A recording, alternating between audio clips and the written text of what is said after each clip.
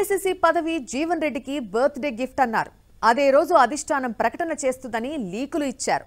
PCC రేస్లో జీవన్ రెడ్డి పేరు అనూహ్యంగా తెరపైకి రావడంతో రాష్ట్ర రాజకీయాల్లో చర్చోపచర్చలు జరిగాయి. ఆయన పీసీసీ అధ్యక్షుడైతే జరగబోయే పరిణామాల గురించి విశ్లేషణలు జరిగాయి.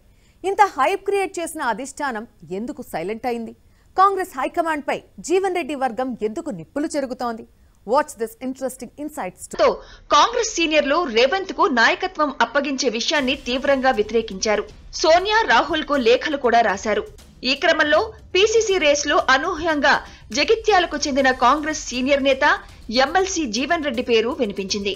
అయితే జీవన్ రెడ్డి పేరు తెర మీదకు రావడానికి పెద్ద తతంగమే నడిచిందంటున్నారు కాంగ్రెస్ సీనియర్ నేతలు.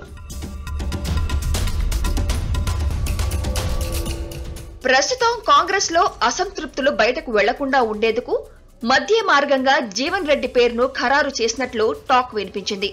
వివాదాలకు దూరంగా ఉండటంతో పాటు రైతు ఉద్యమాల్లో జీవన్ రెడ్డి చాలా చురుగ్గా ఉంటారు. పైగా టీఆర్ఎస్ ఫస్ట్ టర్మ్ లో అసెంబ్లీలో తన స్వరం గట్టిగానే వినిపించారు. ఆయనకు టీపీసీసీ ఇస్తే పార్టీలో సీనియర్లు, జూనియర్లు అడ్డు చెప్పరనే అభిప్రాయం ఉంది. అందుకే జీవన్ రెడ్డిని పీసీసీ చీఫ్ గా ఎంపిక చేయబోతున్నట్లు చర్చ జరుగుతోంది.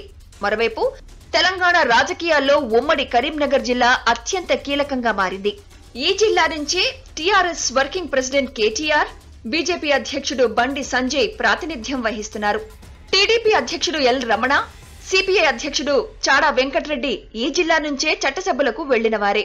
దాంతో కాంగ్రెస్ పార్టీ కూడా ఉమ్మడి కరీంనగర్ కు చెందిన నాయకుడికే పీసీసీ అప్పగించాలని భావిస్తున్నట్లు ప్రచారం జరిగింది. ఉత్తర తెలంగాణపై జీవన్ రెడ్డి ప్రభావం ఎక్కువగా ఉంటుందని, ఆయనకు టీపీసీసీ ఇస్తే ఆ ప్రాంతంలో గట్టి పట్టున్న టీఆర్ఎస్ ను దెబ్బకొట్టడం మరో వ్యూహంగా చెబుతున్నారు.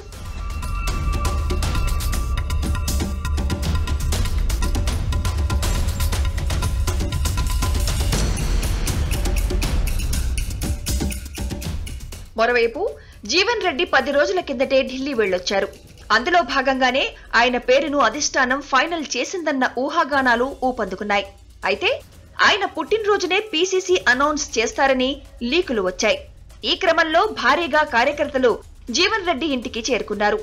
ఉమ్మడి కరీంనగర్ జిల్లాకు చెందిన నేతలు ఆయన ఇంటికి క్యూ కట్టి అభినందనలు తెలిపారు. నియోజకవర్గ ఇన్ఛార్జీలంతా వచ్చి ఆయనకు విషెస్ చెప్పారు.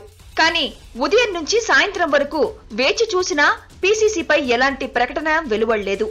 దాంతో అధిష్టానం జీవన్ రెడ్డికి హ్యాండ్ ఇచ్చిందని ఆయన వర్గంలో ఆగ్రహావేశాలు వ్యక్తమవుతున్నాయి. కార్యకర్తల మనోభావాలతో ఆడుకోవద్దన్న పోస్టులతో సోషల్ మీడియా హోరెత్తింది. కాంగ్రెస్ లో ఉంటున్న సీనియర్ నాయకుడిని అవమానానికి గురి చేయొద్దని హెచ్చరిస్తున్నారు. మరి తెలంగాణ పీసీసీ సారథి ఎంపిక విషయంలో కాంగ్రెస్ హైకమాండ్ ఎలాంటి నిర్ణయం తీసుకుంటుందో వేచి చూడాలి.